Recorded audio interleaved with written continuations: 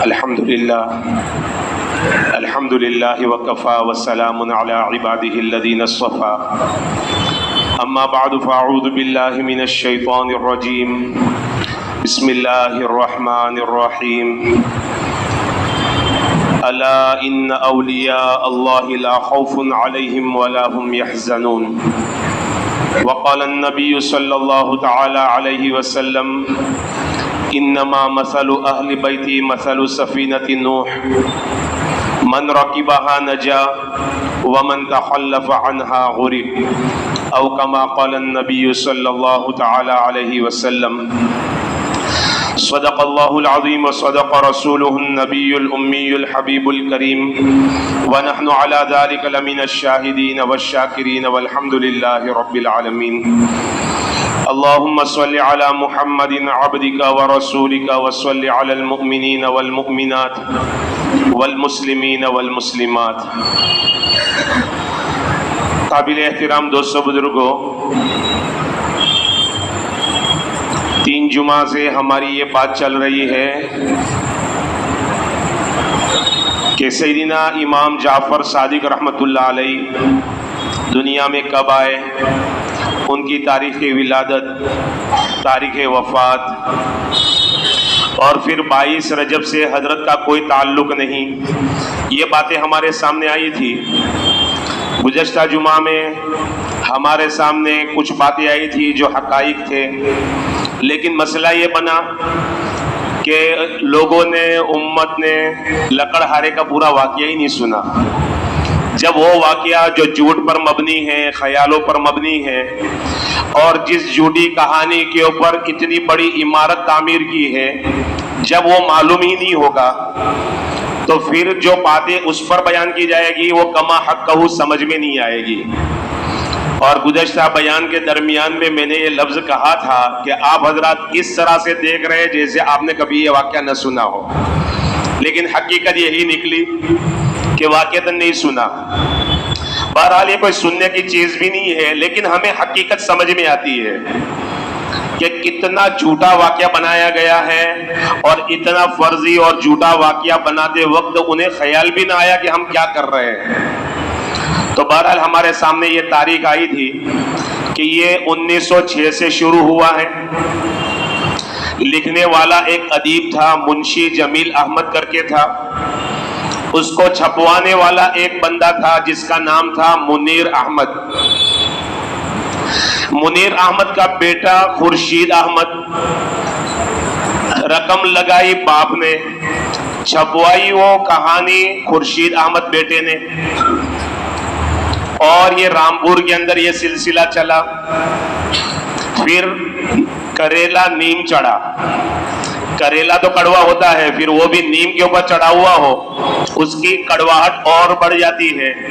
ہمیں اچھی طرح معلوم ہے کہ وہ دور جو تھا نا، وہ نوابوں کا دور تھا، اور نواب زیادہ تر اہل سنت میں سے نہیں تھے، لہذا اس زمانے میں جو نواب تھا رامپور کا، وہ حامد علی خان کر کے تھا۔ اس نے بڑی دلچسپی لی اس میں اور اس کو بہت زیادہ چلایا۔ یہ 5 سال مستقل رامپور میں چلا۔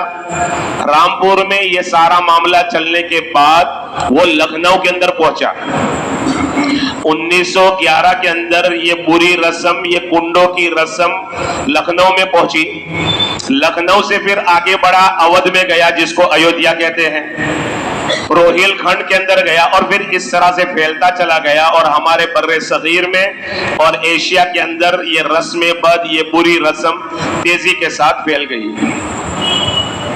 اب مسئلہ یہ بنا، جیسے گزشتہ جمعہ میں کہا گیا تھا کہ سنی مسلمانوں کے دل میں دین کی عظمت تو ہے، لیکن تحقیق کا جذبہ نہ ہونے کی وجہ سے، علم کی کمی کی بنیاد پر، اسی لیے 2 چیزوں کا ہونا ضروری ہے، علم بھی ہمارے پاس صحیح ہو اور اس کے ساتھ دین کا جذبہ ہو. اگر علم ہے جذبہ نہیں ہے، جیسے عام طور پر آج کے دور میں مسلمان 5 وقت کی نماز اچھی طرح جانتے ہیں لیکن دین پر چلنے کا جذبہ نہیں ہے، تو مسلمان جمعہ کا اہتمام کرتا ہے. بلکہ یہاں اللہ معاف فرمائے، ہمارے یہاں تو ایک معاملہ اور زیادہ آگے بڑھ گیا ہے. نوجوان مسئلے پوچھتے ہیں کہ مولانا اگر 3 جمعہ چھوٹ جائے تو کیا ہم کافر ہو جاتے ہیں؟ مطلب یہ ہوا کہ یہ گڑبڑیاں ہوتی ہے. اللہ ہمیں دین کی صحیح سمجھ نصیب فرمائے اور دین پر چلنے کا صحیح جذبہ نصیب فرمائے. بہرحال میرے محترم دوستو بزرگوں، یہ چیزیں اس طرح سے چلی.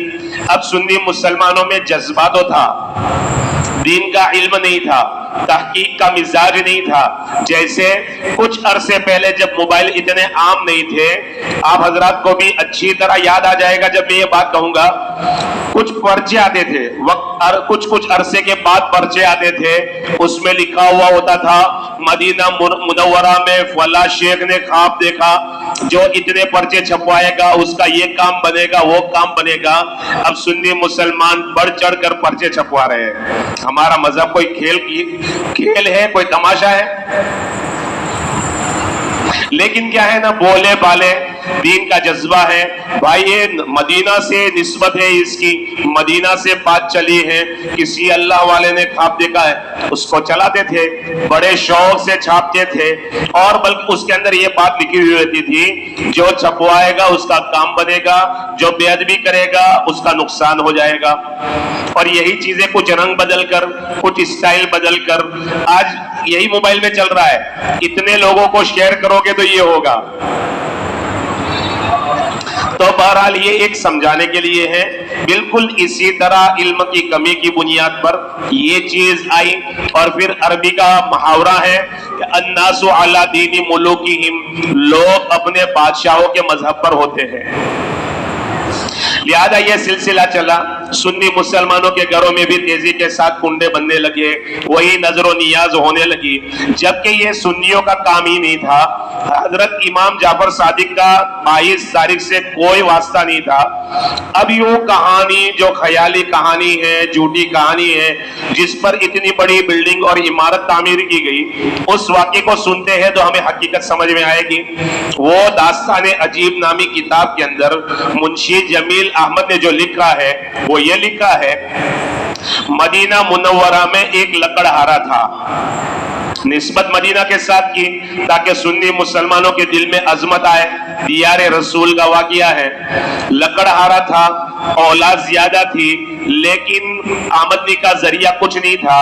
جنگل جاتا، لکڑیاں کاٹ کر لاتا، اس کو بیچا کرتا، کبھی بکتی کبھی نہ بکتی. یہی فاقے والی زندگی گزر رہی تھی. بلاخر وہ مدینہ کی زندگی سے تنگ آ گیا، نعوذ باللہ من ذالک. وہ مدینہ کی زندگی سے تنگ آ گیا. مدینہ سے وہ دوسرے شہر چلا گیا. حالانکہ سینکڑوں واقعات ہیں مدینہ میں آ کر امتیوں کے کام بنے. حضرت شیخ نے فضائل حج میں کتنے واقعات جمع کیے ہیں. بہرحال ایک واقعہ سن لیتے ہیں،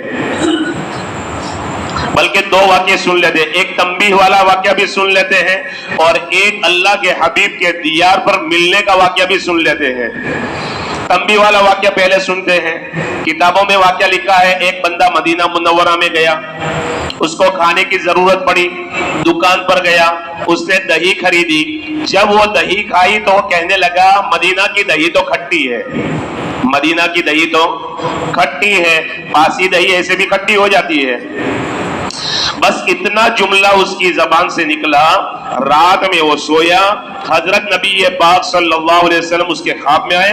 آقا نے فرمایا تو نے کیا کہا تھا میرے شہر کے بارے میں کہ میرے مدینہ کی دہی کھٹی ہے، جا اس شہر میں چلا جا جہاں دہی میٹھی ملتی ہو. آقا ناراض ہو گئے، آنکھ کھل گئی، گھبرا گیا. یہ بھی کوئی معمولی بندہ نہیں ہوگا نا. ہم دن رات نبی کی سنتوں کو ذبح کر رہے، کبھی اللہ کے حبیب نے خواب میں آ کر ہم کو نہیں ڈانٹا. ہم واقعتاً دوستوں معاف کیجئے گا، ہم نالائق بن گئے، اور ہماری گجراتی میں کہا جائے نا تو ہم ڈیڑھ بن گئے ہیں. جیسے ریڈھا مجرم جتنا بھی مارو کوئی اثر نہیں ہوتا، ویسے دوستوں واقعتاً ہم بن گئے ہیں. وہ کتنے بڑے مقام والا ہوگا. ایک زبان سے جملہ نکل گیا, اللہ کے حبیب خواب میں آ کر تنبیہ فرما رہے, وہ بے قرار ہو گیا. صبح میں ایک عالم کی خدمت میں پہنچا, ایک اللہ والے کی خدمت میں پہنچا, میری زبان سے یہ جملہ نکل گیا تھا, رحمت دو عالم صلی اللہ تعالی علیہ وسلم نے خواب میں آ کر مجھے یہ تنبیہ فرمائی ہے, اور مدینہ چھوڑ دینے کا آقا نے فرمایا ہے, مجھے بتاؤ میں کیا کروں. آقا کا در چھوڑ کر میرا ٹھکانہ کہاں بنے گا؟ تو انہوں نے مشورہ دیا اللہ کے حبیب صلی اللہ علیہ وسلم کو. اپنے چچا حضرت امیر حمزہ رضی اللہ تعالیٰ عنہ سے بے حد محبت تھی. ایک کام کرو, امیر حمزہ کے مزار کے اوپر دیکھو دوستو, یہ واقعات بتا رہے ہیں, اہل دیوبند بھی مزارات سے فیض حاصل کرنے کے منکر نہیں ہیں, وہ بھی مانتے ہیں, ماننے کا انداز الگ ہے. خیر بہرحال حضرت امیر حمزہ رضی اللہ عنہ کے مزار پر جانے کا کہا. وہ جنگ احد کے اندر جہاں شہدائے احد دفن ہے, وہ بندہ وہاں پر پہنچا. حضرت امیر حمزہ رضی اللہ تعالیٰ عنہ کے مزار پر قبر پر رات گزاری. خواب میں امیر حمزہ رضی اللہ تعالیٰ عنہ نے آ کر بتایا, آقا نے کیا فرمایا تھا, کہ آقا نے یوں فرمایا تھا میرا مدینہ چھوڑ دو, کہا تم اگر چاہتے ہو تمہارا ایمان سلامت رہے تو تم مدینہ چھوڑ دو, اگر تم چاہتے ہو تمہارا ایمان سلامت رہے مدینہ چھوڑ دو. تم نے ایسا جملہ بولا ہے جس کی وجہ سے آقا سخت ناراض ہوئے. تو یہ ہے مدینہ منورہ کی ادنا سی بے حرمتی پر. اسی لیے امام بخاری رحمت اللہ علیہ فرماتے ہیں, اگر کوئی بندہ مدینہ کا نام مدینہ بننے کے بعد یثرب کہہ دے, اس کا پہلے نام یثرب تھا, اللہ نے قرآن کریم کے اندر بھی بیان کیا ہے, اگر کوئی بندہ مدینہ کو یثرب کہہ دے تو اس کے ذمے کفارے کے طور پر 10 مرتبہ مدینہ کہنا ضروری ہے. یہ مدینہ الرسول کا احترام ہے. تو بہرحال یہ تنبیہ والا واقعہ تھا. اب اللہ کے حبیب کی طرف سے فیض ملنا, اللہ کے حبیب سے کی طرف سے مدد کا پہنچنا, وہ واقعہ سن لیتے ہیں. ایک بزرگ گزرے ہیں ہمارے پڑوسی ملک کے, جن کا نام تھا حضرت علی المرتضی رحمت اللہ علیہ. وہ سیدنا علی المرتضی رضی اللہ تعالیٰ عنہ, شیر خدا نہیں, ان کے نام پر انہوں نے اپنا نام رکھا تھا علی المرتضی رحمت اللہ علیہ. پڑوسی ملک کے تھے, سفر حج پر گئے, پھر مدینہ منورہ حاضری دینے کے لیے گئے. جب مدینہ منورہ کا سفر کر رہے تھے, جیب کٹ گیا. آقا کے دیار میں پہنچے, اب بھوک لگی ہے, 3 دن فاقے سے گزر گئے, کب تک آدمی صبر کرے گا, بھوک بھی تو اللہ نے بنائی ہے. برداشت نہ ہوا, آقا کے روزے پر چلے گئے. آقا کے روزے پر جا کر خوب روئے اور آقا سے فرمایا, آقا میں آپ کے شہر میں آیا ہوں اور 3 دن سے میں بھوکا ہوں, میری مہمان نوازی آپ نہیں کریں گے تو اور کون کرے گا, اور آپ کے در کے علاوہ کسی سے سوال کروں یہ مجھ امتی کا دل گوارا نہیں کرتا. نیند آ گئی, اسی حال میں وہ سو گئے. خواب میں دیکھا قبر اطہر کھلی ہے. رحمت دو عالم صلی اللہ علیہ وسلم قبر شریف سے باہر تشریف لائے. علی المرتضی سے پوچھا, علی المرتضی تو بھوکا ہے؟ جی یا رسول اللہ, مجھے بھوک بڑی زبردست لگی ہے. آقا نے اپنے جیب مبارک سے 1 درہم نکال کر دیا, ان کے ہاتھ میں دیا. علی المرتضی کہتے ہیں رات میں آقا نے اس طرح سے مجھے دیا, جب صبح میں میری آنکھ کھلی 1 درہم میرے ہاتھ میں تھا. یہ ہے اللہ کے حبیب کا دیار. اور یہاں کیا بتایا جا رہا ہے کہ وہ مدینہ سے اکتا کر مدینہ چھوڑ کر چلا گیا. اب وہ دوسری جگہ پر گیا, 12 سال وہ اسی فقیری کے اندر زندگی گزارتا رہا. نہ مدینہ واپس اپنے بیوی بچوں کے پاس آیا, مال کچھ بھی نہیں تھا. اور یہ اللہ کی بندی جو اس کی بیوی تھی, جب گھر میں فاقے آئے, بچے پریشان ہو گئے, وزیر کی بیوی کے پاس گئی اور پورا دکھڑا سنایا. اس نے اپنے گھر میں جھاڑو کے کام پر رکھ دیا, میرے گھر میں جھاڑو لگایا کر. وہ محل میں جھاڑو لگایا کرتی تھی. ایک بار وہ جھاڑو لگا رہی تھی, یہ کہانی کی بات سنا رہا ہوں دوستو. حضرت امام جعفر صادق رحمت اللہ علیہ وہاں سے گزرے, اپنے دوستوں کے ساتھ, عقیدت مندوں کے ساتھ گزرے, اور اس وزیر کے محل کے سامنے حضرت رک گئے. اپنے دوستوں سے پوچھا آج کون سی تاریخ ہے؟ دوستوں نے بتایا آج 22 رجب ہے. امام جعفر صادق رحمت اللہ علیہ نے فرمایا اس تاریخ کی بڑی فضیلت ہے. اب کیا فضیلت ہے کچھ بھی نہیں بتایا. نہ اللہ کے حبیب صلی اللہ علیہ وسلم نے بتایا نہ صحابہ کرام کی طرف سے کوئی بات ثابت ہے، نہ اہل بیت کی طرف سے 22 رجب کی کوئی فضیلت ثابت ہے۔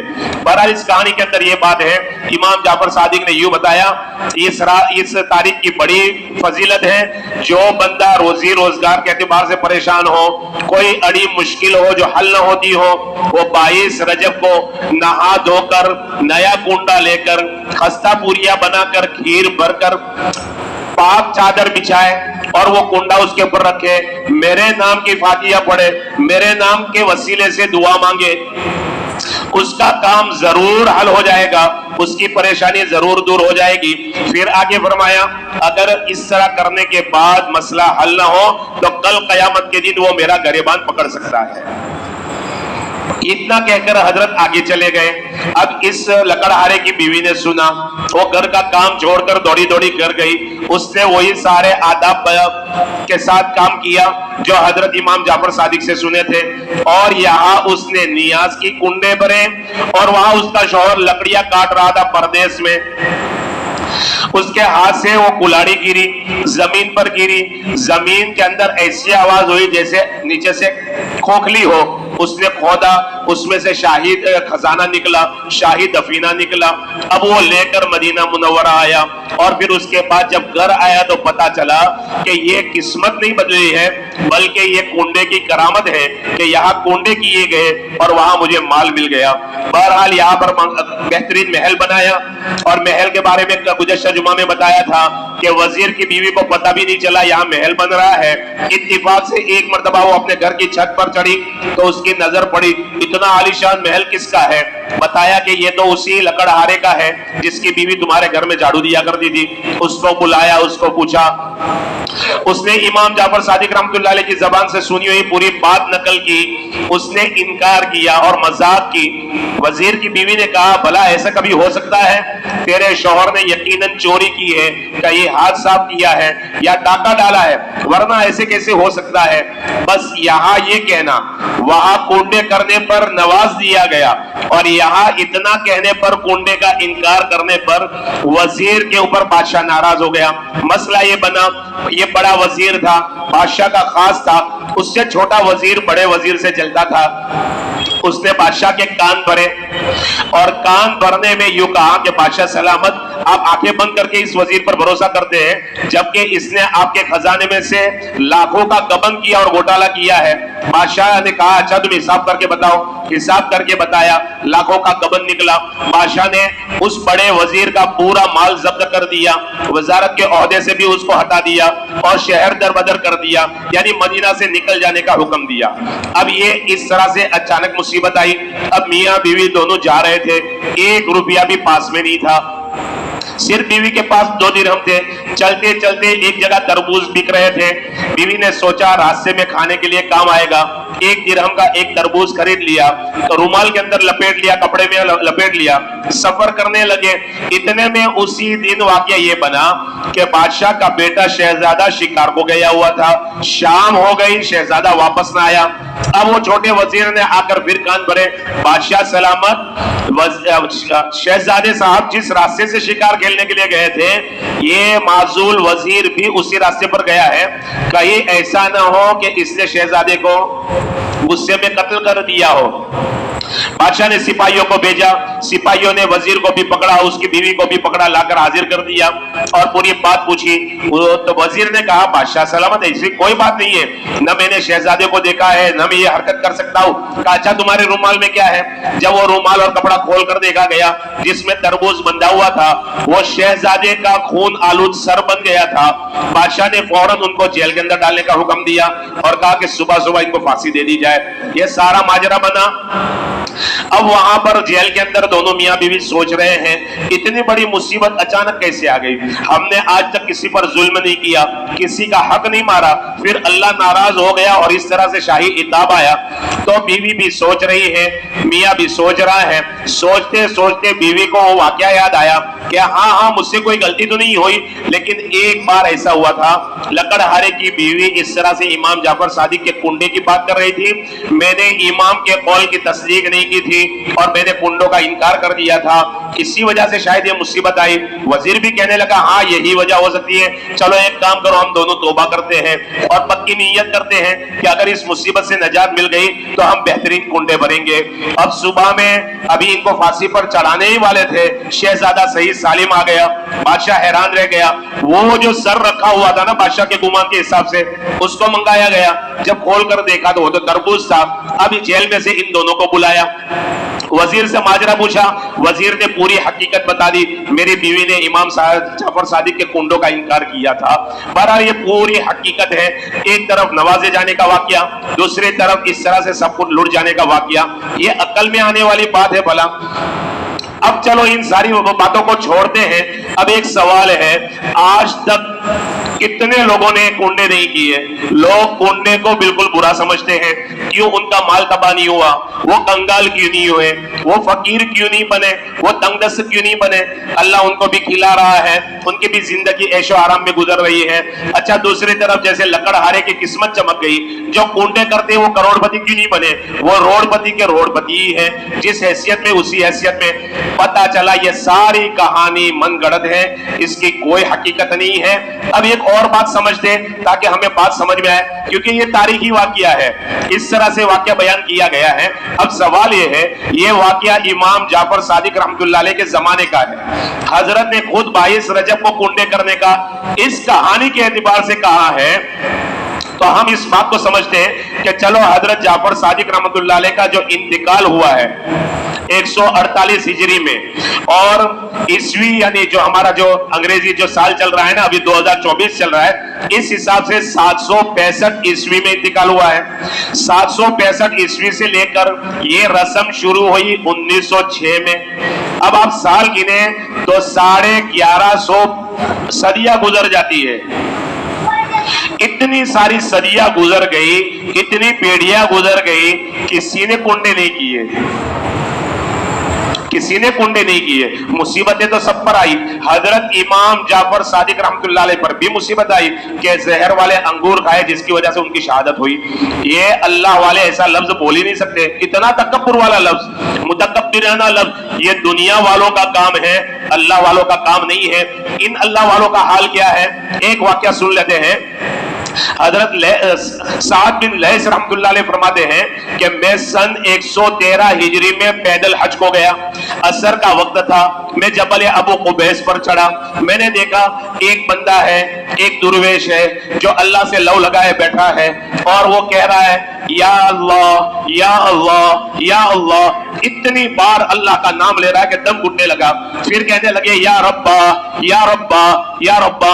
अलग अलग नाम लिए, वक्त की किल्लत की वजह से मुख्तसर हम वाकया करते हैं। बहरहाल आखिर में हजरत ने फरमाया या अरहमर राहिमीन या अरहमर राहिमीन। वो दुर्वेश बंदा, वो अल्लाह का वली बंदा, मस्त कलंदर बंदा, अल्लाह से लव लगाकर मशगूल है। जब इतनी सारी दुआएं की और अल्लाह के पाकीज़ा नाम लिए, उसके बाद अल्लाह से एक सवाल किया, अल्लाहुम्मा इन्नी अश्तही मिन हादल इनब। या अल्लाह अंगूर खाने को जी चाह रहा है, अल्लाह अंगूर खाने को जी चाह रहा है, मुझे अंगूर खिला दे और मेरी चादरें पुरानी हो गई है। वो लैस बिन साद रहमतुल्लाह अलैह फरमाते हैं, अल्लाह की कसम हजरत की जबान से जुमले पूरे अदा भी नहीं हुए थे, मैंने देखा एक टोकरी अंगूरों की भरी हुई रखी है और 2 चादरें रखी हुई है। हजरत वो खाने लगे, मैंने सलाम किया और मैंने कहा मैं भी इसमें शरीक हूँ। कहा भाई कैसे? कहा आप दुआ कर रहे थे, मैं आमीन कह रहा था। कहा फिर आ जाओ शरीक हो जाओ, बिस्मिल्लाह करके शुरू करो, लेकिन बचा कर कुछ न ले जाना, छुपा कर कुछ न ले जाना। वो कहते हैं मैंने उनके साथ अंगूर खाए, अंगूर दिखने में थे लेकिन ऐसी अजीब नेमत थी कि मैंने जिंदगी भर कभी नहीं खाई। वो जब मैं खाकर पेट भरकर फारिग हो गया, टोकरी के अंदर एक दाना भी कम नहीं हुआ था। फिर उसके बाद हजरत ने फरमाया ये 2 चादरें हैं, इनमें से जो पसंद आए ले लो। मैंने कहा मुझे चादरों की जरूरत नहीं। फरमाया अच्छा एक काम करो, तुम पर्दे में चले जाओ, मैं चादरें बदल देता हूँ। उन्होंने चादरें एक लुंगी की तरह बांधी, एक ऊपर डाली। फिर उसके बाद जबल अबू कुबैस से नीचे उतरे।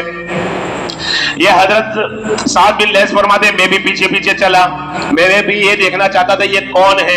اتنے میں صفا مروہ کے درمیان میں ایک فقیر اور سائل کھڑا تھا، اس نے کہا اے صفت رسول اللہ، اے رسول اللہ کے صاحبزادے، یہ چادریں مجھے مرحمت فرما دیجئے۔ حضرت نے وہ چادریں دے دی۔ اب حضرت آگے بڑھ گئے۔ یہ حضرت سعد بن لیث کہتے ہیں میرے دل میں تمنا جاگی، میں نے اس سائل کو جا کر پوچھا بھائی یہ کون ہے؟ اس نے بتایا کہ یہ امام جعفر الصادق رحمت اللہ علیہ ہے۔ امام خود رب سے مانگ رہے ہیں اور اتنے متکبرانہ الفاظ بولیں گے، میرے نام کی فاتحہ کرنا اور میرے نام سے وسیلہ کے ذریعے سے مانگنا، اگر نہ ملے کل قیامت کے دن میرا گریبان پکڑ لینا۔ دوستو یہ جھوٹی کہانی ہے۔ اللہ کے واسطے کوئی ایسی نظر و نیاز نہ کرنا جس سے اللہ بھی ناراض ہو، اللہ کے حبیب بھی ناراض ہو، علی بھی ناراض ہو اور اولاد علی بھی ناراض ہو۔ محبت ہے دل میں، آپ کچھ پڑھ کے بخشیے، 2 رکعت نماز پڑھ کے بخشیے، وہ بھی ثواب وہاں پر پہنچے گا، لیکن کوئی ایسی جاہلانہ حرکت نہ کرنا کہ کل قیامت کے دن پچھتانا پڑے۔ اللہ رب العزت ہمیں صحیح سمجھ نصیب فرمائے اور دین کے اوپر مستقیم فرمائے۔ وآخر دعوانا ان الحمدللہ رب العالمین۔